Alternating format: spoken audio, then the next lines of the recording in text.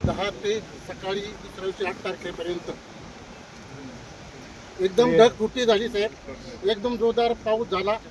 रात्री झाल्यामुळे जीवितहानी एकही झालेली नाही.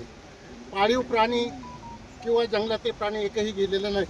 परंतु ही परिस्थिती अशी झाली का आमची भाताची शेती पूर्ण आहे. भाताच्या शेतीतलं रोप पण राहिलेलं नाही. हे समक्ष आता तुम्ही बघतात. दगड जागेवर राहिला नाही, माती जागेवर राहिलेली नाही. आमच्या पूर्ण फदालवाडी, उगलेवाडी, काही चिनोली जावा ही जी परिस्थिती आहे ही फार नदीला मिळाली तर हे 4-5 दरे आहेत आमचे वरचे. त्यांची पूर्ण परिस्थिती अशी झालेली आहे. कोणाच्या विहिरी गेलेले आहेत आणि रोप एकही उंच राहिलेले नाही या ठिकाणी. म्हणजे जरी माझी शेती गेली असेल पण खालचा जो शेतकरी आहे त्याची नुकसान झालेली आहे. अशी आम्हाला माहिती आहे सगळं. आता याच्यात PWD आणि जिल्हा परिषद कोण आहे? डेप्टी इंजिनियर जे डेप्टी इंजिनियर कोण परदेशी आहे का तुम्ही? हरवले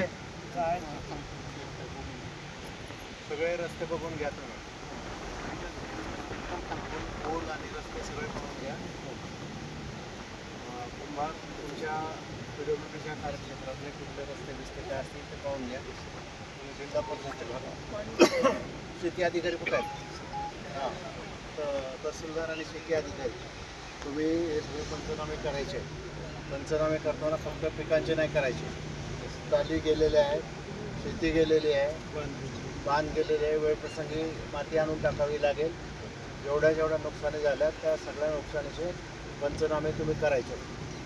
लाईटचा काही प्रॉब्लेम झाला का? लाईट आहे साहेब, परंतु पूल आहे ना हा बघा पलीकडचा संपर्क आहे.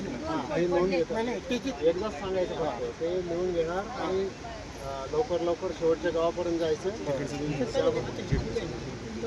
करणार ना मी नुकतंच पाहायला आलोय का?